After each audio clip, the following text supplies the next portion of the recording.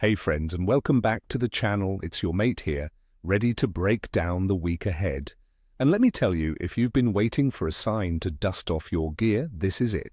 We're looking at the forecast for New Zealand, focusing on the Auckland area and the Hauraki Gulf for the period of the 24th to the 30th of November 2025.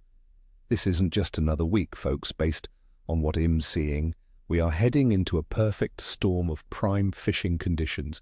We have a warming weather trend, a fantastic moon phase, and fish that are about to switch their feeding instincts into overdrive. Stick with me, because I'm going to break down exactly where to go, what to use, and why this week could offer some of the best fishing of the year. First up, let's talk about our prize fighter, the mighty snapper.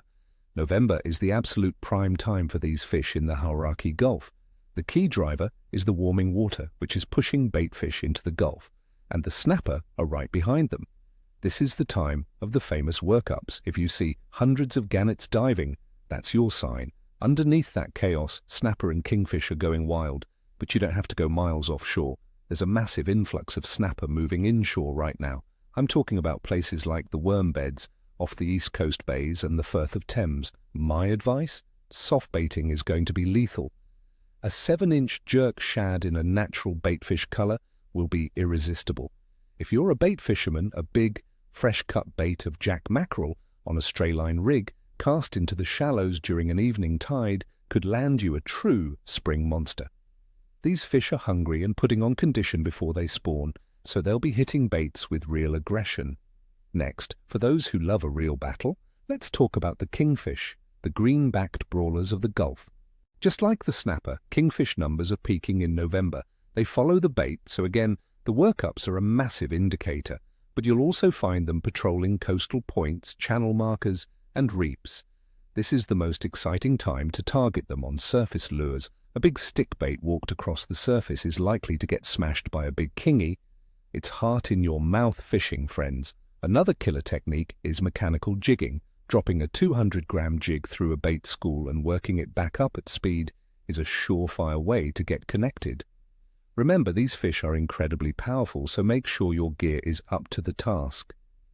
A strong drag and a bit of grit are essential. Now, for our freshwater friends, let's not forget about the trout. Spring is a magical time in the lakes and rivers.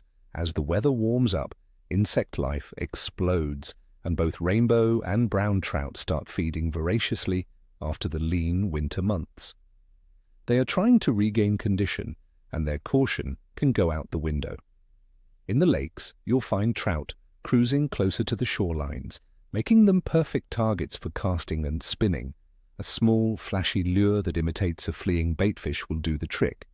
For the fly anglers, the evening rise is what you live for. November can produce exceptional caddis hatches, especially on the warmer evenings. Watching a big brown trout delicately sip your dry fly from the surface is what it's all about. So pay attention to those calm evenings. All right, let's get into the why. Why is this week looking so good? First, the weather. We're expecting typical late spring conditions. Air temperatures will be hovering around a pleasant 20 degrees Celsius during the day and dipping to about 13 degrees at night. We can expect a mix of sunshine and maybe some patchy rain, but nothing extreme. This stability is great for fishing. The atmospheric pressure will likely be fluctuating, creating excellent bite windows, especially before a change. Secondly, the water temperature is key. The sea temperature is sitting at about 16 degrees Celsius and is on a steady warming trend. This is the magic number that kicks fish metabolisms into high gear, making them feed aggressively. Finally, the secret weapon for this week, the phase of the moon. We are coming off a new moon on November 20th and heading towards a first quarter on the 28th. This entire week will have a waxing moon. Fishing folklore, backed by my own experience, says this is a fantastic time to fish.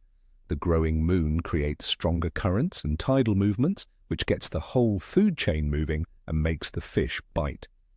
So let's break it down day by day. On Monday, the 24th of November, I'm calling the bite good. We're 4 days past the new moon, the tidal flow is increasing, and the fish should be actively starting to feed. This is a great day to scout your spots. Tuesday, the 25th of November, also looks good. The patterns we saw on Monday will continue. The weather should be stable, and the fish will be settling into their feeding routines. Expect some solid action, especially in the morning. Wednesday, the 26th of November, I am upgrading this to excellent. We are now right in the middle of the waxing phase. The bite should be consistent and strong. This is a day to be on the water if you can. Thursday, the 27th of November, is another excellent day. We are getting very close to the first quarter moon, and the gravitational pull is really starting to have an effect. This is a prime day for targeting those big trophy fish. Friday, the 28th of November, is the peak day of the week. It's the first quarter moon, and I'm calling the bite excellent. Tides will be strong, and fish should be feeding aggressively.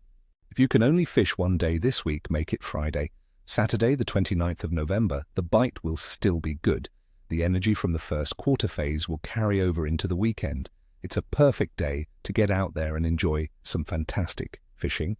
And finally, Sunday, the 30th of November, I'm rating the bite as good to average. It'll still be a great day to be on the water, but after a week of intense feeding and increased boat traffic on the weekend, the fish might start to become a little more cautious. There you have it, friends. That's my breakdown for the week ahead.